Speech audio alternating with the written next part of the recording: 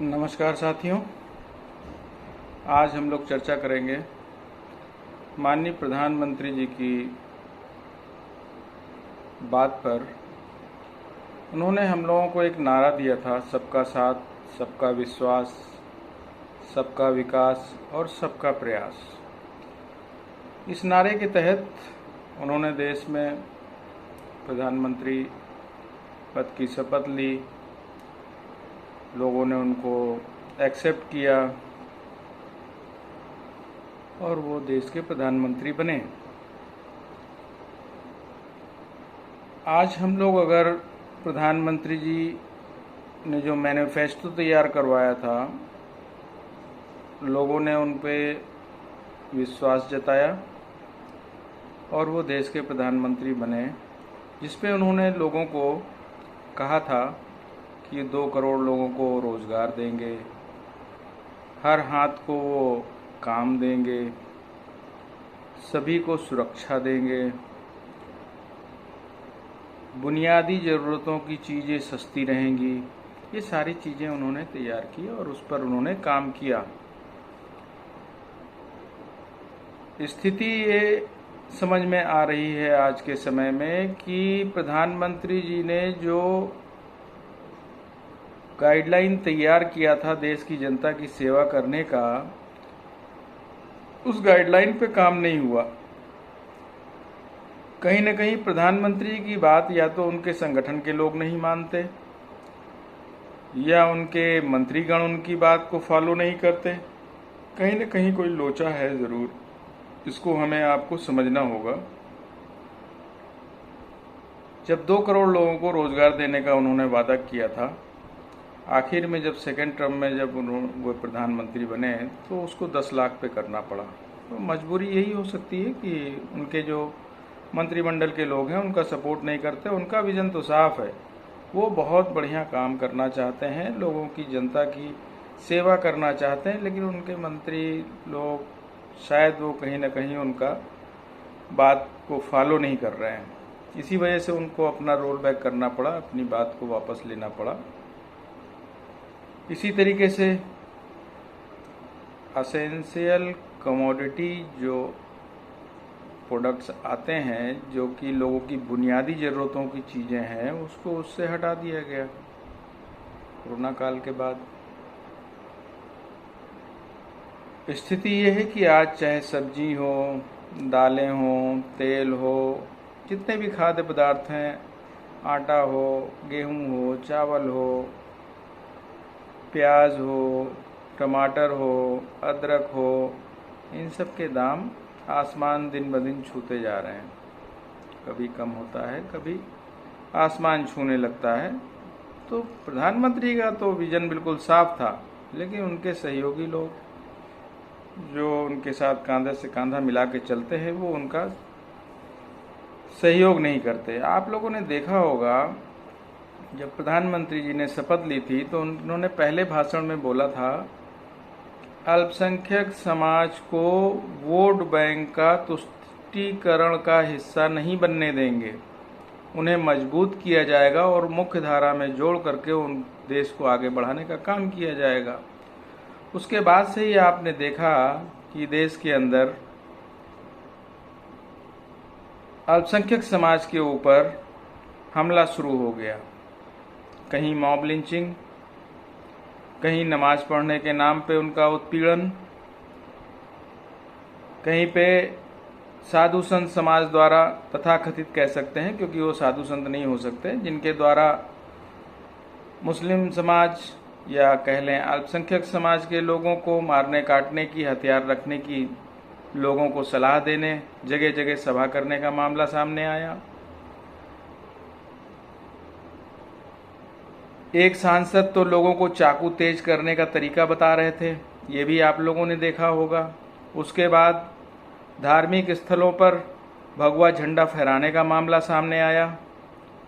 उसके बाद अल्पसंख्यक समाज की बेटियों का दुपट्टा खींचने का मामला सामने आया।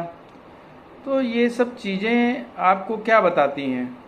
इसमें जो स्टार्टिंग हुई थी वो पहलू खान और इखलाक जैसी मॉब लिंचिंग या उनकी हत्या हुई, इसको देख करके हुई। इसको आप देख सकते हैं, देख करके नहीं मतलब देख सकते हैं कि यहाँ से स्टार्टिंग हुई थी और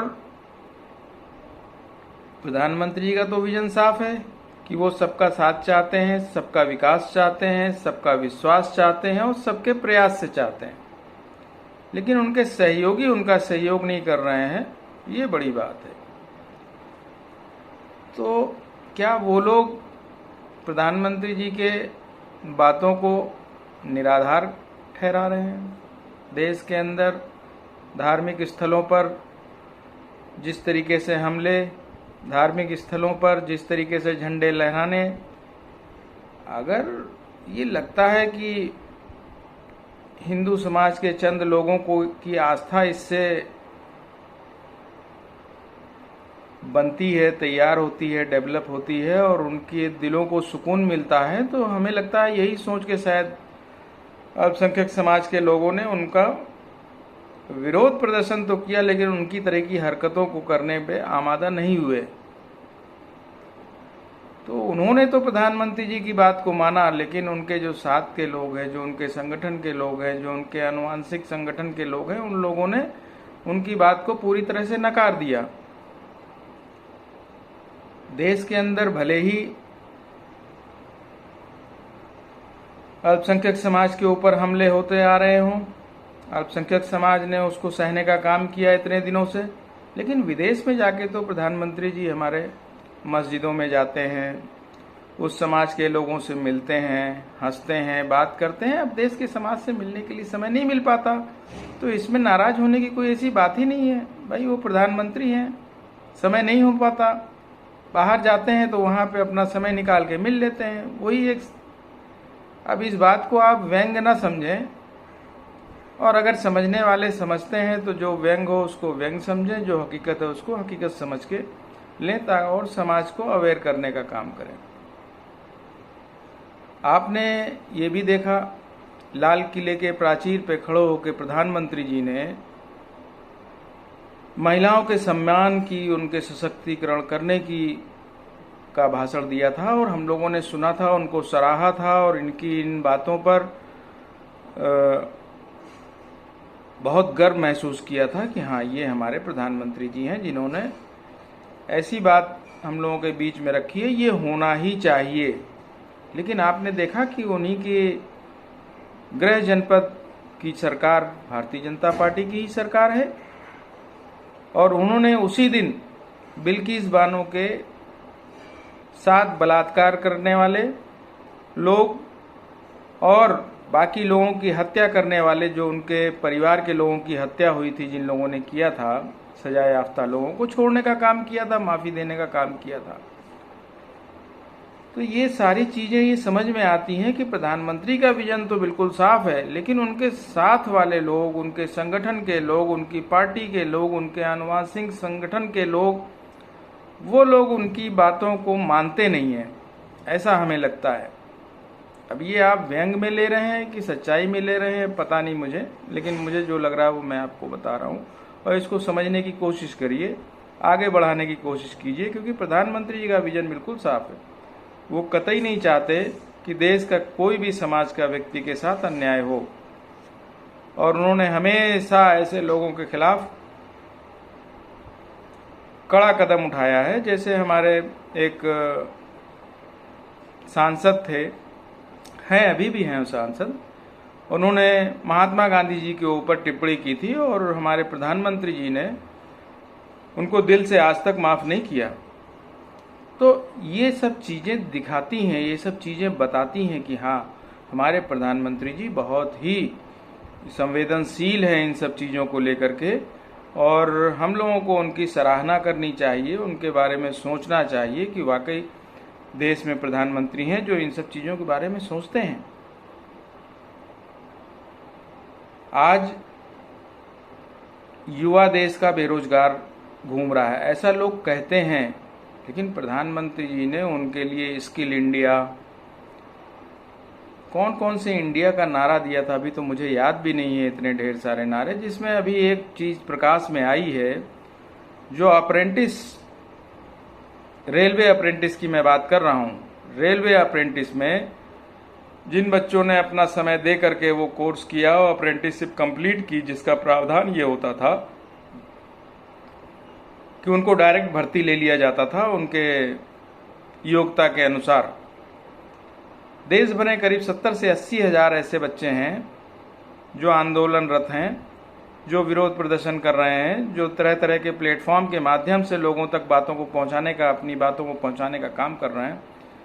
देश के रेल मंत्री तक से उन्होंने जो है अपनी गुहार लगाई। देश के जो चल रही सरकार, उनके कई मंत्रियों से वो मिले, कैबिनेट मिनिस्टर से मिले, अपनी एप्लीकेशन उनको दी, अपना मांग पत्र उनको दिया, लेकिन आज तक उनकी बात को सुनने वाला कोई नहीं है।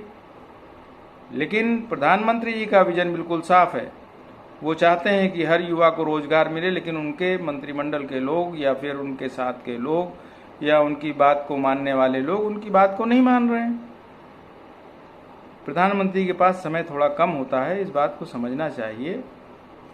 वो किस किस चीज़ को देखें, वो उद्घाटन भी करें और वो शिलान्यास भी करें। बाकी काम तो मंत्रालय का है ना, मंत्रालय को करना चाहिए। भाई अगर टॉयलेट का शिलान्यास करना है तो प्रधानमंत्री जी को करना होता है, और फीता काटना होता है तो प्रधानमंत्री जी को करना होता है। बाकी बीच में जितने काम आते हैं वो तो मंत्रालय और उससे संबंधित विभाग का काम होता है। चाहे वो ट्रेन को झंडी दिखाने का काम हो, रेल मंत्रालय है जरूर, लेकिन हमारे प्रधानमंत्री जी उन सब काम को अपने हाथ पे लेकर के इस काम को करते हैं। वो इंतजार नहीं करते कि रेल मंत्रालय आगे आए और वो फीता काटे, नहीं, वो खुद से आकर के काटते हैं फीता, ताकि लोगों को पता होना चाहिए कि प्रधानमंत्री जी हैं देश में और वो ये काम खुद से अपनी निगरानी में कर रहे हैं। इसलिए आप लोग जो ये सोचते हैं कि प्रधानमंत्री जी कुछ नहीं कर रहे हैं, कोई काम नहीं कर रहे हैं, बस वो बाहर घूमते रहते हैं, अगर वो बाहर ना घूमे तो देश का नाम कैसे रोशन होगा। वो अलग बात है कि अमेरिका दौरे पे उस पत्रकार ने ऐसा सवाल कर दिया जिसको करने का कोई औचित्य ही नहीं था। क्या ज़रूरत था ऐसा सवाल करने की? जिस सवाल पर हमारे देश के मीडिया पर पाबंदी है तो वहाँ की मीडिया कैसे सवाल पूछ सकती है?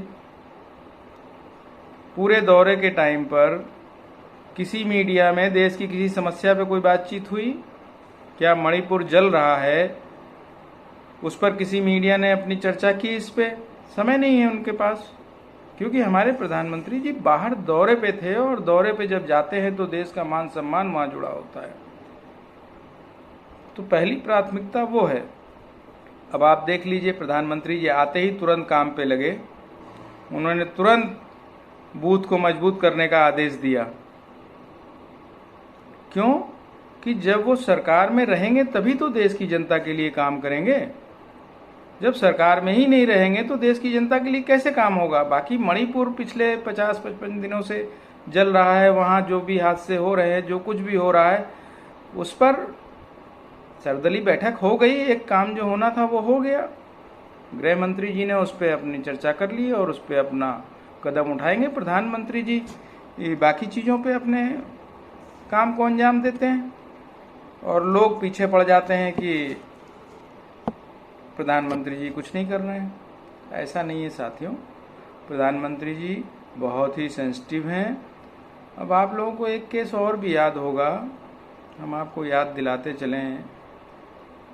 उत्तर प्रदेश की घटना थी और वहाँ पर सुबोध सिंह, इंस्पेक्टर सुबोध सिंह की हत्या हुई थी, और उन हत्यारों को हार माला पहनाने का काम कुछ लोगों ने किया था। भाई, किसी हत्यारे को हार माला पहना करके किसी संगठन का पद दे देने का काम किसने किया था? क्यों किया था? देश प्रदेश के मुख्यमंत्री भी थे उस टाइम, और उस हमारे देश में प्रधानमंत्री भी थे। नहीं समय मिला देखने का, तो अब उसमें इतना हाय हल्ला मचाने की क्या ज़रूरत है? कठुआ कांड हुआ था, आप लोगों ने देखा था, छोटी सी बच्ची के साथ रेप हुआ था, और उन आरोपियों को जब छुड़ा के लाया गया था तो तिरंगा यात्रा उसके साथ निकाली गई थी। आपको याद होगा, जम्मू कश्मीर का मामला था।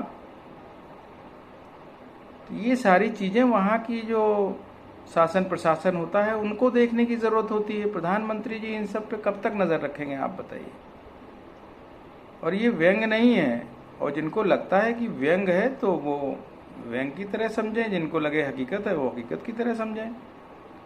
इसलिए साथियों, आज जो देश में ज़रूरत है कि हमारे देश में प्रधानमंत्री की नज़र छोटी से छोटी चीज़ और बड़ी से बड़ी चीज़ पे होनी चाहिए। इस बात को संज्ञान लेते हुए आप ध्यान में रखें कि हमें प्रधानमंत्री जब भी चुनना है देश में, देश का ऐसा चुनना है कि जो फोकसबाजी कम करे और काम ज़्यादा करे। उसके काम में इतना दम होना चाहिए कि वो उसका काम धमाल मचा दे। उसको ना फ़ोटो खिंचवाने की ज़रूरत पड़े और ना ही उसे किसी तरह के प्रचार के लिए मीडिया का इस्तेमाल करने की ज़रूरत पड़े। तो बहुत बहुत शुक्रिया सभी साथियों का। अगर हमारी ये बात अच्छी लगी हो तो इसे आगे बढ़ाएं, चैनल को सब्सक्राइब करें। धन्यवाद।